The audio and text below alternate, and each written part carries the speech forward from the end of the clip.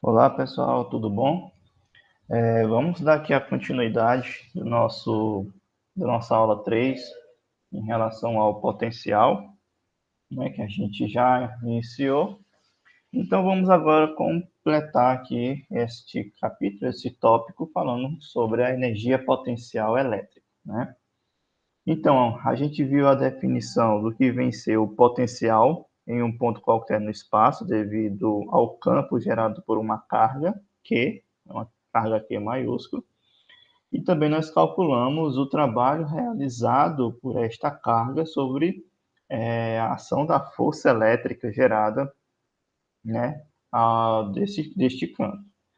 Então, a gente vai fazer uma definição em relação justamente ao que venceu a energia potencial elétrica. Mas para isso a gente precisa recordar de alguns pontos relacionados à natureza conservativa de um campo quando vocês estudaram aí a parte de mecânica, né? Então a gente pode voltar aqui um pouco aos conceitos em relação ao campo relacionado à conservação. Então, nós temos que um campo cujas suas forças, né, o trabalho que é realizado por essa força neste campo entre dois pontos quaisquer, não depender da sua trajetória, nós dizemos então que um campo vai ser conservativo. O que significa dizer que o campo é conservativo? Então, o que você tem a conservação de energia ou do trabalho entre esses dois pontos. Se nós, por exemplo, pegarmos dois pontos quaisquer e formos calcular o trabalho realizado por diferentes trajetórias entre esses dois pontos e nós obtivermos diferentes valores para o trabalho realizado, a gente conclui que este campo não é conservativo, né? E, consequentemente, quando nós temos um campo em que, independente da trajetória entre dois pontos, nós tivermos o trabalho realizado sendo igual, então a gente diz que esse campo é conservativo e, consequentemente, as forças neste campo também vão ser forças conservativas. E um exemplo bem prático em relação a esse conceito é a força gravitacional, a força elétrica, né, e a força elástica, né? Então, todas essas forças que estão intrinsecamente relacionadas a um campo gravitacional e o campo elétrico, né? A gente tem aí essa definição que o trabalho realizado por essas forças, lógico, vão ser conservados. Então, a esses campos cujas forças vão ser conservativas, nós associamos o conceito de energia potencial, né? E aqui a gente pode pegar um exemplo. Se nós considerarmos aqui no exemplo A um campo uniforme, por exemplo, e se nós pegarmos aqui e soltarmos uma carga Q minúscula em um ponto A, a gente abandonar ela, a gente sabe que por influência do campo elétrico, nós temos a força elétrica atuando nessa partícula, vamos supor aqui a carga como sendo positiva, essa carga aqui minúscula, então, consequentemente, a força elétrica vai realizar trabalho. Então, se vai realizar trabalho, a gente vê que essa partícula vai dependendo da carga, mais na frente nós vamos ver essa distinção, ela vai percorrer um certo caminho até um ponto B e, consequentemente, a gente pode calcular aí e observar que ela vai adquirir movimento. Se ela vai adquirir movimento, ela vai adquirir uma energia potencial elétrica. Do mesmo modo, se nós pegarmos aqui um campo gerado por uma carga Q normal qualquer, ou seja, um campo não uniforme, podemos dizer assim. Do mesmo modo, do meu campo uniforme, se eu abandonar essa partícula em um dado ponto A, ela vai deslocar até um ponto B na mesma direção do campo elétrico e da força elétrica, adquirindo aí uma dada energia potencial. E para que a gente possa observar esse movimento, basta observarmos o teorema do trabalho de energia cinética, que é aquele mesmo teorema que vocês já viram em mecânica, né? Onde o trabalho realizado por uma dada força no campo, entre os pontos A e B, de deslocamento de uma partícula, é dada nada mais, nada menos como a variação da energia cinética do ponto B menos a energia cinética dessa partícula no ponto A. Trazendo esse conceito para este nosso exemplo, se nós abandonamos essa partícula no ponto A, consequentemente, a sua energia cinética neste ponto vai ser nulo, porque era a parte do repouso, então não tem velocidade. A velocidade vai ser igual a zero. Se vocês lembrarem, então a energia cinética é um meio da massa da partícula vezes a velocidade. Então, se a velocidade é nula, a energia cinética neste ponto vai ser zero. Então, o trabalho realizado entre os pontos A e B vai ser intrinsecamente relacionado apenas à energia cinética dessa partícula quando ela passa pelo ponto B. Então, deste modo, a gente pode dizer aí por conservação que a energia, desse modo, nós podemos observar que a partícula na posição A tem uma certa energia associada à sua posição. Então, essa energia que nós denominamos de energia potencial elétrica, tá certo? Muito bem. Então, como é que nós podemos calcular essa energia potencial associada a essa partícula no ponto em que ela se desloca, né? Então, em relação a um certo ponto de referência, esse ponto de referência B é um ponto no qual essa partícula está se deslocando, a energia potencial elétrica da carga no ponto A, que inicialmente ela é colocada, vai ser igual ao trabalho da força elétrica no deslocamento de A para B. Então, neste caso, a gente pode definir que o trabalho realizado entre a posição em A e B como sendo a energia potencial dessa partícula no ponto A, lembrando que a energia é conservada. Então, nosso trabalho, por definição anterior, vai ser a carga dessa partícula que está sendo deslocada no campo, multiplicado pela diferença de potencial entre esses dois pontos. Como nós sempre pegamos esse nosso potencial B como sendo um potencial de referência, colocando ele muito distante, a gente supõe que esse potencial vai ser nulo. Consequentemente, a energia potencial dessa minha partícula no ponto A vai ser dado pela carga vezes o potencial da partícula neste ponto. Então, a gente pode calcular a energia potencial de um ponto qualquer, multiplicando apenas a carga dessa partícula pelo potencial dela neste ponto. E aí a gente tem como unidade no sistema internacional como sendo o elétron-volts a unidade de medida para esse movimento dessas partículas, como sendo de 1,6 vezes 10 elevado a menos 19 joules. Como eu estou tratando de energia, consequentemente, tenho que tratar como joule. Então, nós temos aqui uma equivalência entre a unidade elétron-volts com joules. Joules, no caso, né? Pois bem, e essa definição desse potencial elétrico associado a essa partícula nos traz algumas propriedades interessantes que valem aí ser mencionadas. Então, dessas propriedades, a gente tem que considerar a seguinte situação. A gente vai considerar agora uma carga elétrica pontiforme, uma dada partícula com uma carga elétrica Q minúsculo, que vai ser abandonada em repouso a partir do ponto A em um dado campo elétrico, tá certo? Esse campo elétrico pode ser uniforme ou não. Então, essa partícula vai ficar sujeita a uma força elétrica resultante, devido justamente a um campo no qual ela está inserida. E, consequentemente, se ela vai estar submetida a uma dada força elétrica, consequentemente, nós vamos ver essa partícula entrar em movimento. Então, ela se desloca por espontaneidade devido à minha força elétrica. Então, se nós pegarmos um ponto B dessa sua trajetória, a gente tem a seguinte situação, que o trabalho realizado pela resultante da força elétrica que atua nessa partícula, ela vai ser sempre positiva. Entre aspas, não sempre positiva. Neste caso, ela pode ser positiva. Então, neste caso, se nós pegarmos a definição do trabalho entre esses dois pontos, a gente vê que o trabalho vai ser positivo. Significa dizer que nesta abordagem, a nossa partícula vai ganhar energia, né? Então, se nós partimos desse pressuposto que o trabalho realizado vai ser positivo, a gente tem duas possibilidades em relação aos potenciais associados a essa partícula. A primeira possibilidade é considerar essa minha partícula com carga Q minúscula como sendo maior do que zero. Se a carga dessa minha partícula é maior do que zero, a gente pode olhar aqui pela nossa expressão, que é a carga da partícula multiplicada pela diferença de potencial, sendo maior do que zero, se eu já tenho a carga positiva, então a nossa diferença de potencial tem que ser maior do que zero para que o trabalho final seja positivo. Porque um número positivo multiplicado por um positivo vai dar algo positivo. Então, como consequência, eu vou ter que o potencial associado a essa partícula no meu ponto A vai ser maior do que o potencial associado a essa partícula quando ela estiver passando por um dado ponto B. Então, o que, que nós podemos concluir dessa análise?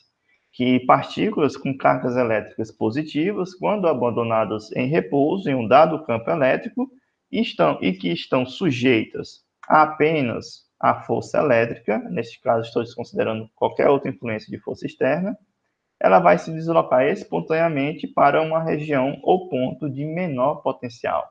Então, ela sai de uma região de maior potencial para uma região de menor potencial, ou de um ponto de maior potencial para um ponto de menor potencial. Agora, se nós supormos a segunda possibilidade, que a carga dessa partícula seja negativa, então a diferença do potencial também tem que ser negativa. Por quê? Porque o trabalho final tem que ser positivo, que foi a minha suposição, a minha hipótese. Então, como consequência, eu tenho que o potencial da minha partícula no ponto A vai ser menor do que o potencial dessa minha partícula quando ela estiver no ponto B. Como consequência, a gente vê que partículas com cargas elétricas negativas, quando abandonadas do repouso em um campo elétrico e que estão sujeitas apenas à influência da força elétrica, elas vão se deslocar de uma região de menor potencial para uma região de maior potencial. Ou seja, é o inverso da primeira possibilidade, tá certo? E aí, como consequência disso, como nós estamos tratando diretamente do potencial dessa partícula, isso vai estar intrinsecamente relacionado à energia potencial dessas partículas. Então, como consequência desses resultados, eu vou ter o seguinte, e como eu sei que o meu trabalho aqui vai ser positivo, então a diferença entre a carga vezes o potencial da partícula no ponto A menos a carga da partícula vezes o potencial no ponto B também vai ser maior do que zero. Como nós já vimos e definimos que o produto da carga da partícula pelo potencial dela no ponto vai ser justamente a definição da energia potencial elétrica da partícula neste ponto, então eu tenho aqui que a energia potencial da partícula no ponto A menos a energia potencial da partícula no ponto B vai ser maior do que zero. Isso traz como resultado que a energia potencial do ponto A, que inicialmente ela está em repouso, até o ponto B, quando ela passa depois do movimento, significa dizer que a energia vai ser maior do que no ponto B. Então, podemos concluir que em todo movimento espontâneo de carga elétrica, em um dado campo elétrico, a energia potencial elétrica vai diminuir para essa partícula, né? E isso não se aplica apenas a linhas de campos uniforme, também para qualquer linha de força que nós podemos imaginar, desde que seja conservativo, né? Então, trazendo aqui a mesma circunstância, eu vou ter o trabalho positivo, então eu vou ter aqui que o potencial do ponto A também vai ser maior do que o ponto B. Então, neste caso, se nós observarmos a partícula percorrer sobre uma dada linha de força do meu campo, ela vai se deslocar uma região de maior potencial para um ponto de menor potencial, que é justamente uma das propriedades que a gente já mostrou anteriormente. Então, com base neste conceito e nesse conhecimento, a gente vai definir o que vem ser uma superfície aqui potencial, uma vez que nós já sabemos que a partícula inserida em um dado campo elétrico vai poder ter uma dada energia potencial elétrica, né? Então, a gente vai definir como sendo o que vem ser a superfície aqui potencial em um dado campo elétrico, como sendo qualquer superfície ou região desse meu campo cujos pontos vão ter potenciais elétricos iguais. Então, se nós partimos da definição do potencial elétrico em um ponto P qualquer do meu espaço, permeado por um campo elétrico, como sendo a constante multiplicado pela carga da partícula, ou no caso do corpo que está gerando esse campo, dividido pela distância, a gente pode observar aqui na figura ao lado que nós vamos ter como definição dessas superfícies equipotenciais regiões em que os potenciais são iguais. Então, neste caso, a geometria que melhor pode definir essas superfícies equipotenciais vão ser as superfícies de esferas concêntricas, a partir do centro dessa minha carga Q maiúscula. Se nós olharmos aqui para a figura, nós podemos definir aqui para um certo raio ou distância essa região onde todos os pontos sobre essa superfície elas vão ter o mesmo potencial.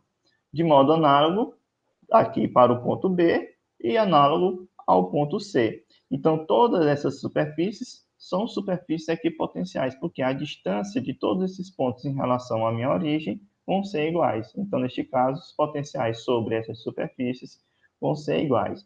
E, consequentemente, à medida que eu vou me distanciando do meu centro, lógico que a distância vai aumentando, então meu potencial vai diminuindo. Então, o potencial na região do ponto A vai ser maior do que no ponto B, que, consequentemente, vai ser maior do que no ponto C.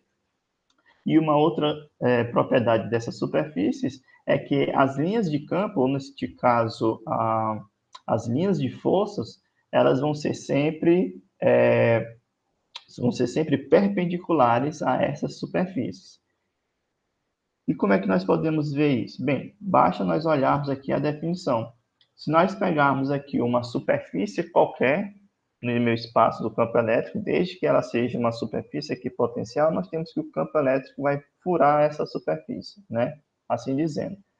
Então, neste caso, se eu pegar qualquer ponto B aqui na minha superfície, eu posso fazer aqui a distância de A até B como sendo um vetor D, né, um vetor distância, partindo aqui como referencial de A, e aí a gente pode trabalhar aqui a notação vetorial. Então, o trabalho realizado dessa minha partícula do ponto A até o ponto B, como sendo a força elétrica vezes o vetor de deslocamento. Então, consequentemente, eu vou ter que, pela definição de produto interno, vai ser a norma ou o valor absoluto da minha força elétrica, multiplicado da minha distância, vezes o cosseno do ângulo formado entre o vetor força elétrica e o meu vetor distância. Então, como eu tenho aqui a definição que o trabalho realizado entre A e B vai ser dado justamente pela diferença do potencial multiplicado pela carga, então eu tenho aqui que a diferença de potencial vai ser igual a zero. Por quê? Porque como eu estou tratando aqui de uma superfície aqui potencial, o meu potencial no ponto A vai ser igual ao potencial no ponto B. Então, consequentemente, essa diferença vai ser zero. Então, o trabalho realizado do ponto A até o ponto B vai ser igual a zero. Pegando esse resultado e colocando nessa expressão, eu tenho que o produto da força elétrica vezes a distância entre os pontos A e B e o cosseno do ângulo formado entre o vetor campo, o vetor força e o vetor deslocamento vai ser igual a zero. Então, como consequência, isso aqui é verdade se somente se o cosseno do ângulo for igual a zero, porque aqui a força elétrica tem uma dada intensidade diferente de zero e a distância também tem um valor absoluto diferente de zero. Então, isso aqui vai ser igual a zero somente se o cosseno do ângulo formado entre esses dois vetores for igual a zero. E a única condição de ângulo que atende essa situação é quando o meu ângulo for de 90 graus. Ou seja, o ângulo formado entre o meu vetor de força elétrica com o meu vetor de deslocamento é perpendicular. Então, eles de fato são perpendiculares. Então, aqui é uma forma para nós mostrarmos que realmente esses dois vetores são perpendiculares. Tá certo? Então, aqui nós temos em uma superfície qualquer, em linhas de campo criado por uma partícula qualquer. Mas aí, quando nós estendemos esse conceito para um campo uniforme, as superfícies equipotenciais vão ser dadas aqui por planos. Veja que para uma carga pontiforme Q maiúscula, gerando um campo elétrico, nós temos como superfícies equipotenciais superfícies esféricas. Aqui nós vamos ter planos, né, onde todos os pontos sobre este plano eles vão ter o mesmo potencial. E a gente vê aqui que as linhas de campo vão estar todas perpendiculares a essas superfícies equipotenciais, né? E, consequentemente, a gente pode calcular a diferença do potencial entre esses dois pontos, né? Em um campo elétrico uniforme. Então, se nós pegarmos aqui uma partícula que está nesse plano, no ponto A, e essa partícula nós podemos considerar como sendo uma carga Q minúscula, maior do que zero, que se desloca do ponto A até um ponto B, e, consequentemente, eu vou ter aqui uma outra superfície equipotencial com um dado potencial em B. Então, como eu sei que o trabalho realizado entre A e B é dado pelo produto da carga vezes o campo vezes a distância, né? E, consequentemente, a energia potencial vai ser dada pela diferença dos potenciais desses dois pontos. Então, eu posso fazer uma equivalência em que a energia potencial entre esses dois pontos vai ser dado como sendo o produto do campo vezes a distância. Então, eu posso definir que a energia de intensidade elétrica nesse meu campo como sendo a razão entre o potencial dividido pela distância. Que aí a gente pode ver que o potencial aqui vai ser dado em newtons, né, no sistema internacional, e, consequentemente, a distância vai ser dada por metro. Então, a unidade de intensidade do meu campo no sistema internacional também pode ser dada aqui por volts por metro, que vai ser equivalente ao que nós já estávamos usando como sendo newton por coulomb. Então, tanto faz ser volts por metro como newtons por coulomb. A gente está exprimindo a mesma unidade para a intensidade do meu campo elétrico. Tá certo? Pois bem, pessoal, pois então, este capítulo, esse tópico a gente encerra por aqui, tá certo? E, consequentemente, na próxima aula, vou apresentar os outros demais capítulos para nós continuarmos com nossos tópicos. Então, até a próxima.